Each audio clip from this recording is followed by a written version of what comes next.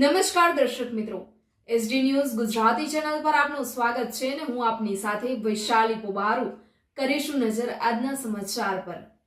બનાસકાંઠાથી અમીરગઢ તાલુકા આમ આદમી પાર્ટી તરફથી મામલતદારશ્રીને આવેદનપત્ર આપવામાં આવ્યું। અમીરગઢ આમ આદમી પાર્ટીના તાલુકા પ્રમુખ શ્રી આર દામાથી પ્રાપ્ત માહિતી અનુસાર જણાવવાનું કે જ્યારથી આમ આદમી પાર્ટી અમીરગઢ તાલુકા લેવલે જ્યારથી એડવોકેટ આર દામાની નિમણૂક કરવામાં આવી છે ત્યારથી કાર્યકર્તાઓનો ઉત્સાહ વધી રહેલો જોવા મળે છે।